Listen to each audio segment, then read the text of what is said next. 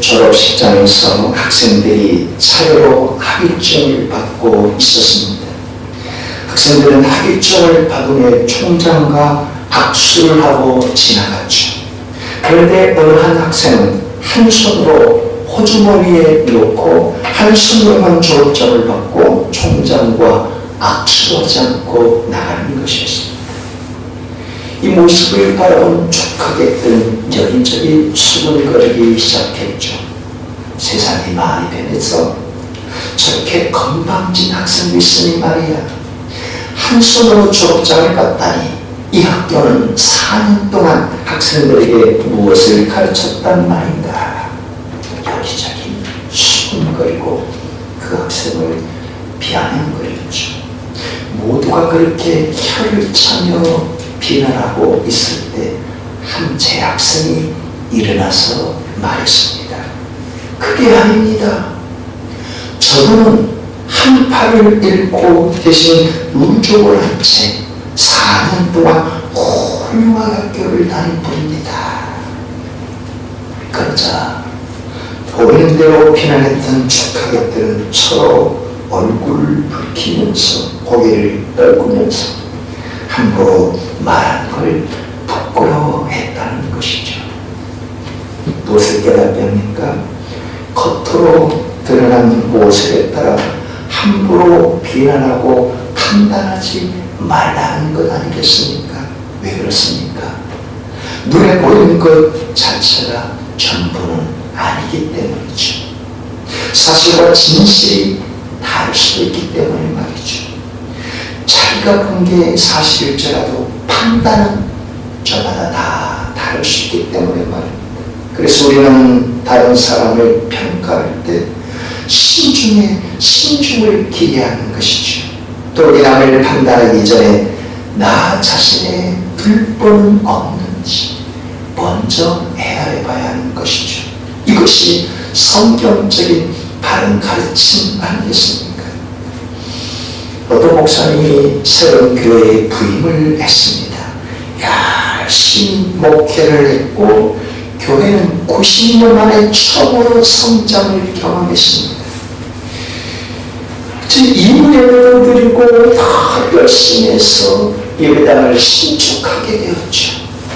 모두가 기뻐해야 할 텐데 그때 수근수근 거리는 비난의 말이 나돌기 시작했습니다.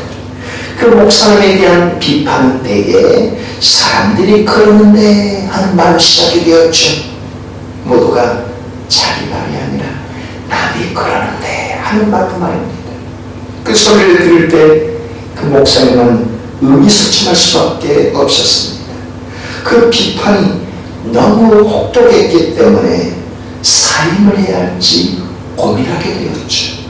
대부분의 교인들은 자기가 다 싫어한다고 느꼈기 때문에 말입니다. 그런데 그 목사님은 그 고민을 안고 하나님 앞에 무릎을 꿇고 기도했습니다. 그러면서 주님의 인도하심과 평안을 위해 간구했죠.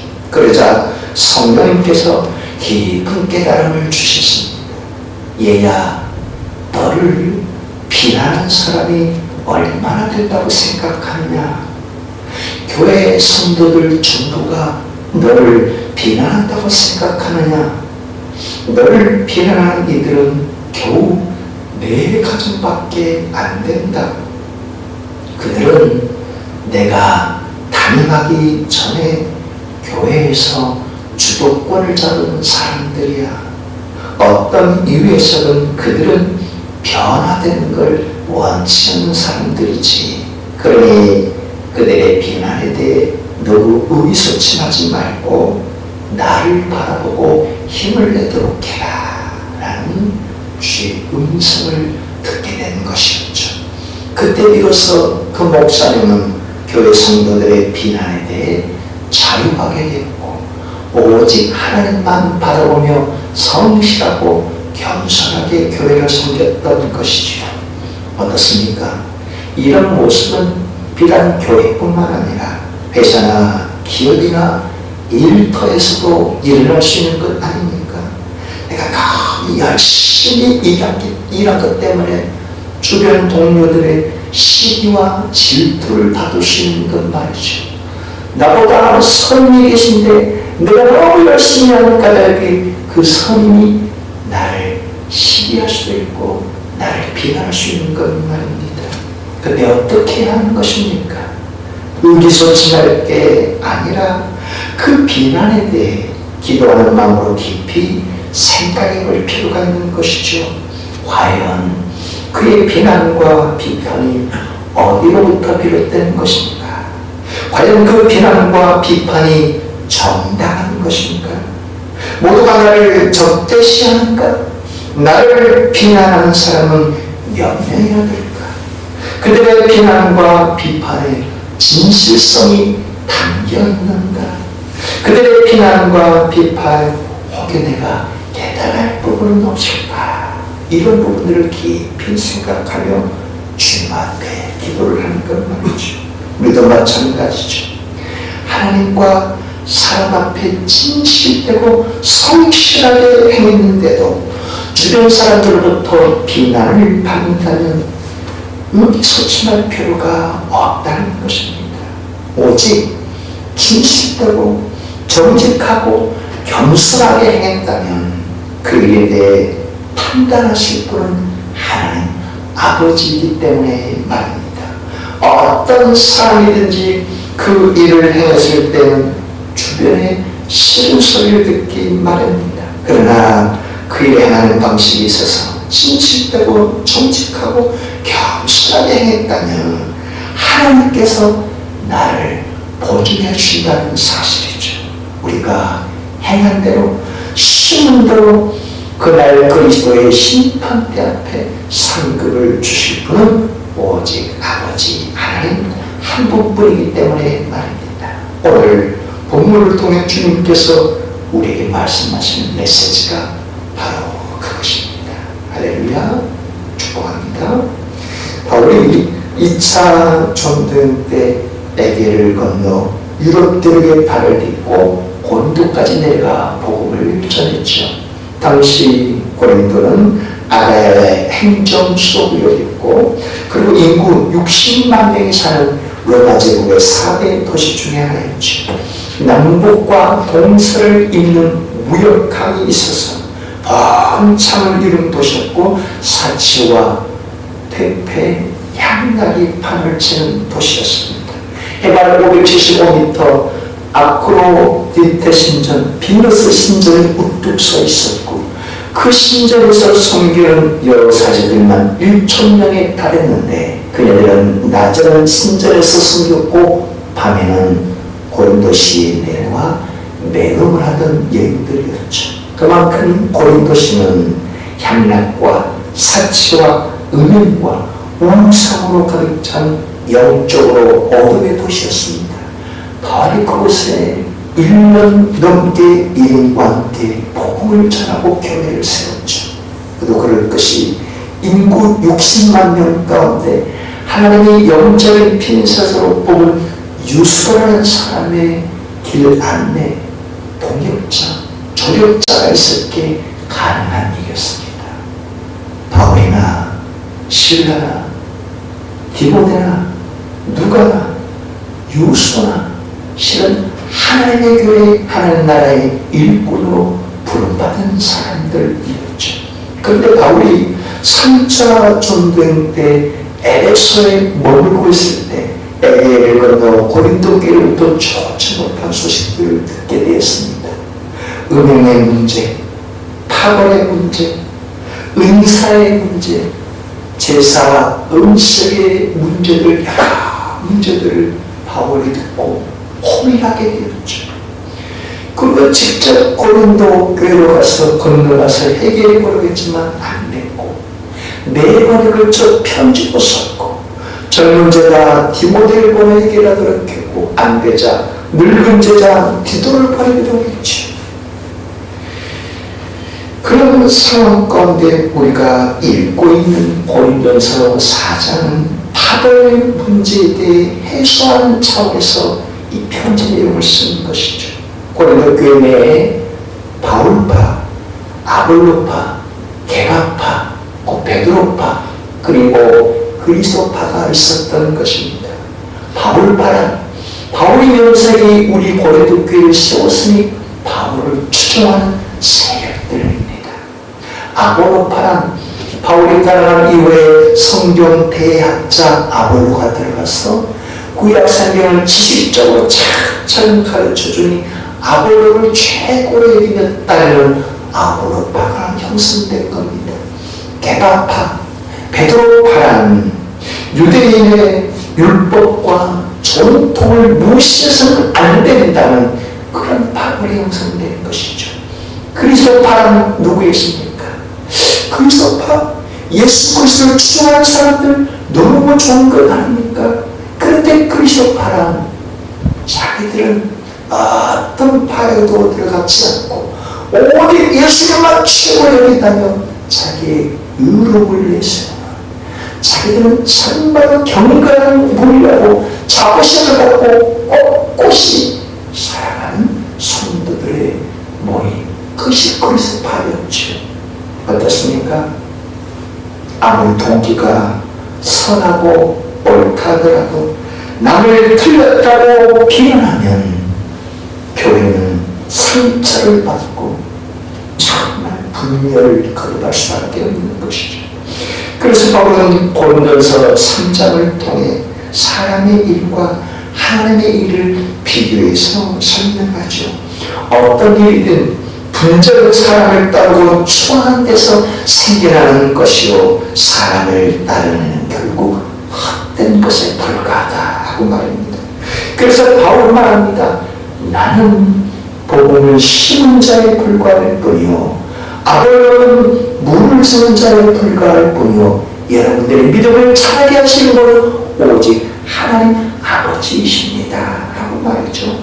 바울이나 아볼로나 게바나 세계나 생명이나 사망이나 지금 것이나 장래 것이나 모두가 그리스도 하나님께 속한 것 아닙니까?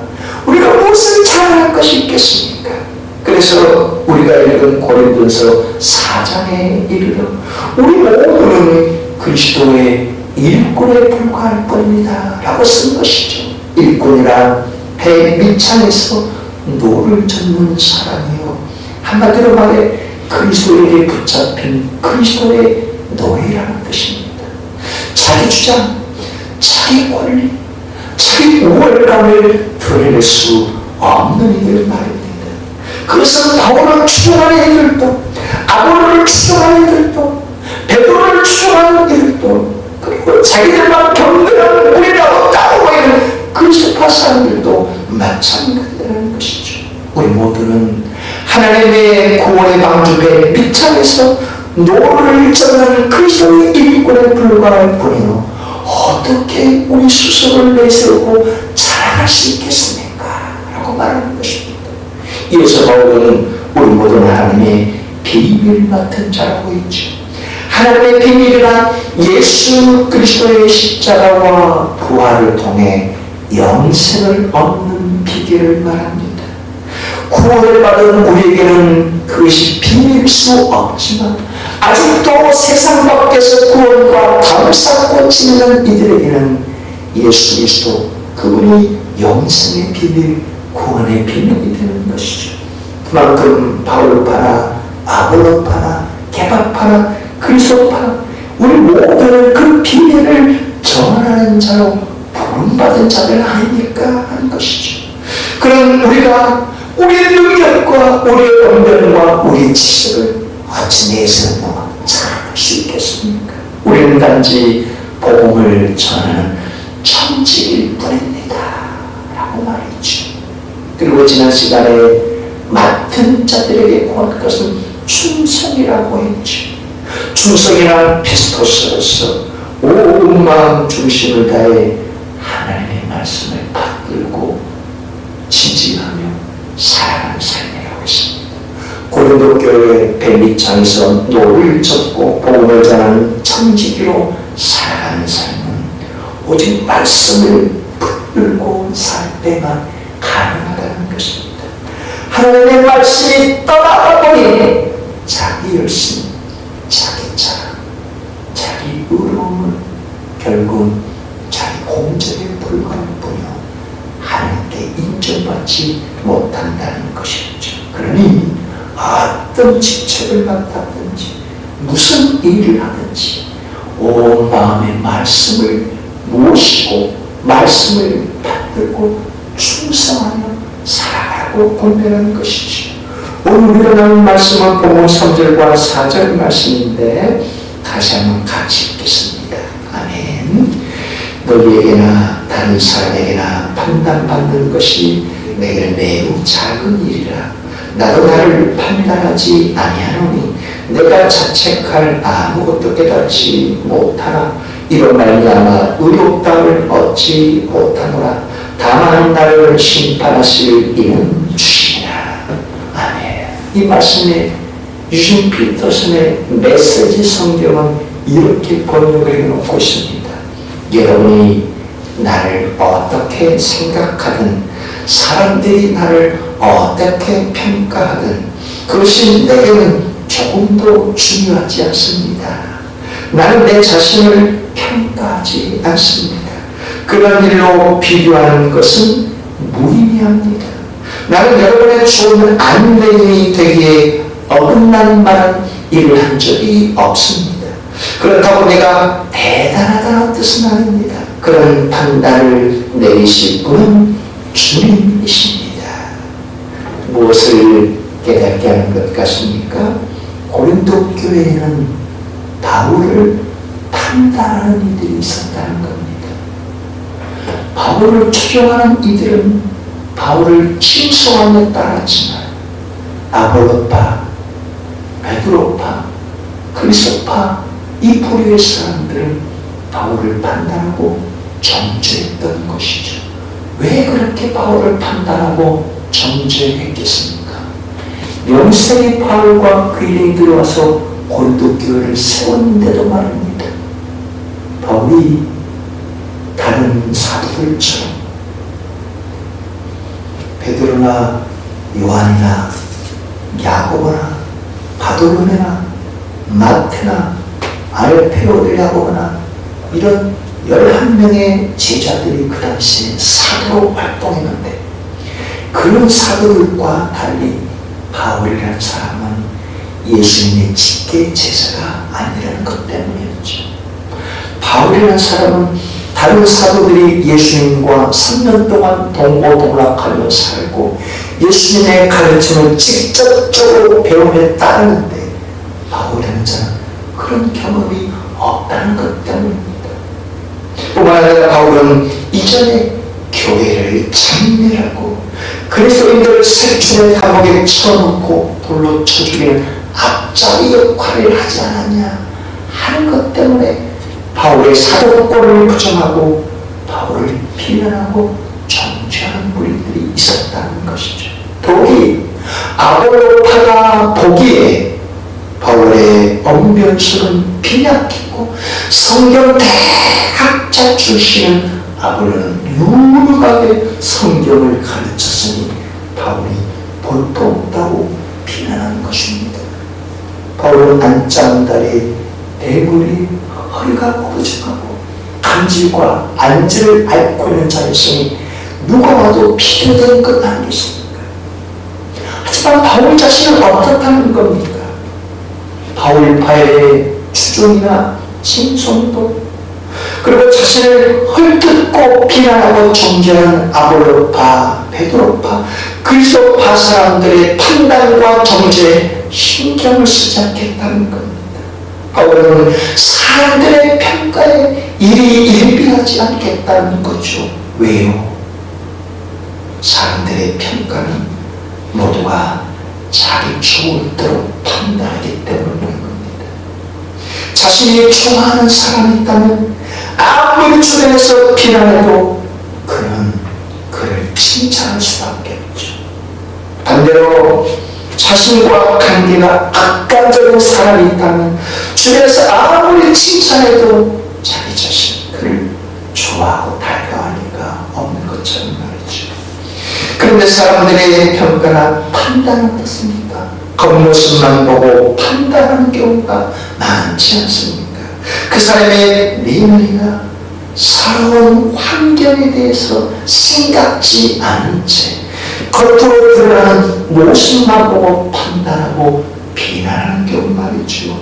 마치 졸업식장에서 한 손으로 총장의 졸업장을 받고 압축하지 않고 떠나버리는 그를 향해 모든 사람들이 숨숨거리는 것처럼 말이죠. 마치 새로 부임해서 성실하고 신실하게 목회에 부응하여 그 예배당을 신축하려는데 기존의 병나를 싫어하는 기독권층의 사람들이 그를 향해 비난하는 것처럼 말입니다.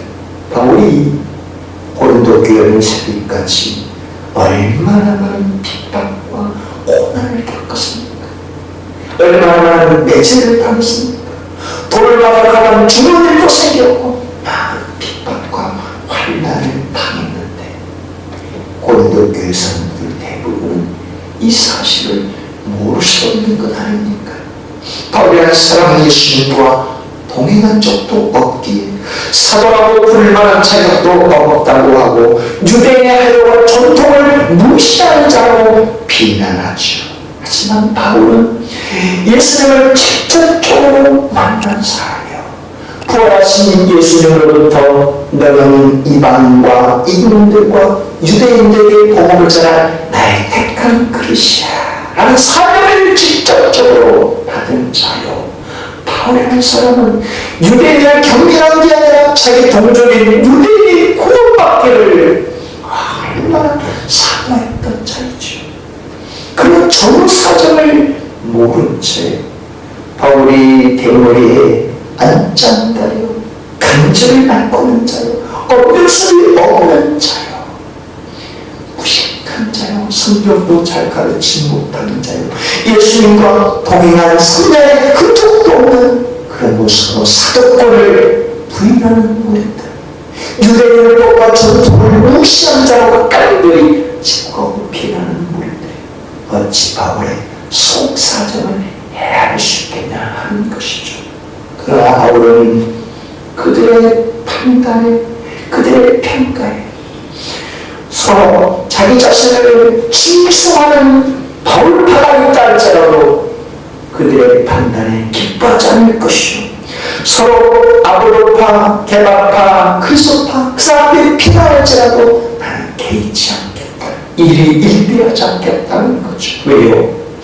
고린도 교회 성도들을 하나님의 구원으로 인도하는데 내가 안내자 역할을 했다면 나는 그것으로 족할 뿐이라 하는 거죠.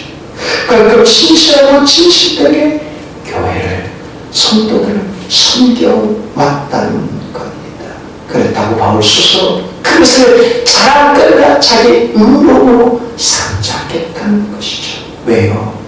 오직 나 자신을 평가하고 판단하실 분은 아버지 하나님 분이라는 겁니다. 그날 그리스도의 심판 때 상급을 주신 그분을 바라보고 묵묵히 내 할 도리 최선을 다해 교회를 섬기겠다 하는 것이죠.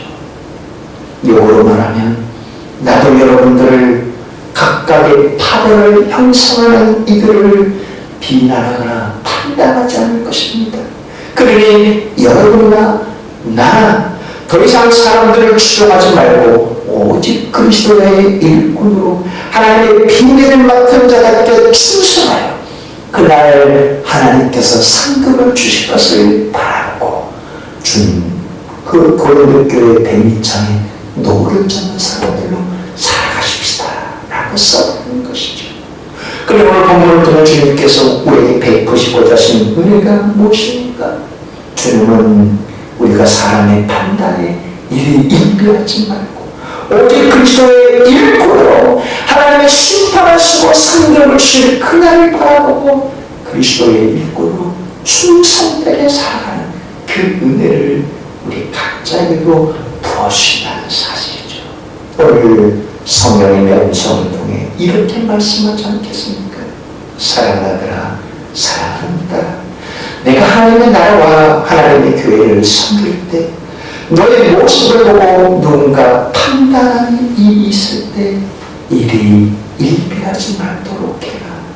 누가 너를 바울처럼 떠받든다고 해서 기뻐하지도 말고, 누군가 너를 바울처럼 비난하고 정죄한다고 해서 의기소침하지 말아라. 대학 4년 동안 한쪽 팔 없이 우술성하며 고공분투한 그의 속사정을 겉모습만 보는 사람들 누가 알 수가 있겠느냐. 그를 성실하고 목회하여 품하여 새로운 예배당을 지어나가는 그의 속심정과 사정을 기득권 층들이 헤아리게 하겠느냐. 바울이 고린도 교회를 사기까지 얼마나 많은 눈물과 핍박과 환난과 죽음을 경험했는지 그 속사정을 모이들이 표현하지만 바울은 꿋꿋이 하나님의 평가를 바라보고 숨겨오지 않았더냐. 그러니 내 사랑하는 딸아, 내 사랑하는 아들아, 너는 어떤 일을 하든지 누구를 만나든지 사람과 일을 가리지 말고 주어진 일에 주님을 위하여 성실한 자세로 그리스도의 일꾼으로 섬기길 원하노라.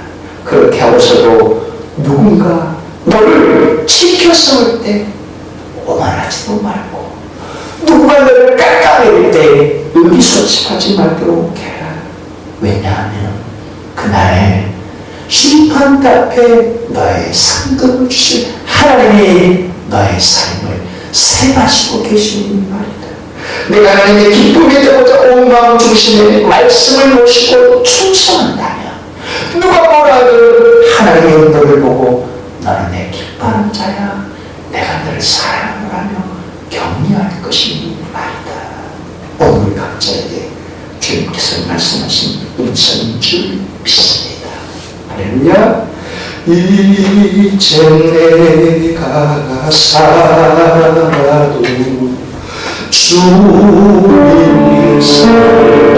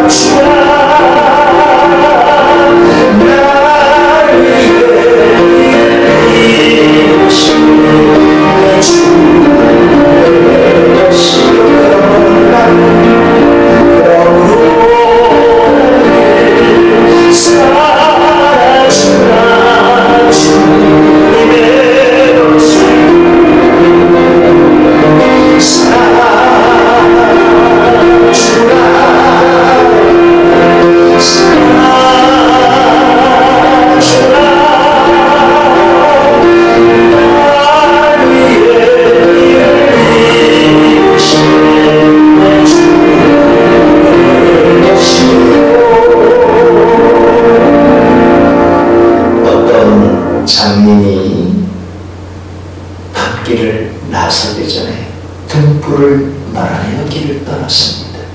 왜냐하면 자기는 길을 보지 못해도 자기와 마주치는 사람들이 그 등불을 보고 비껴가기를 원했기 때문이죠.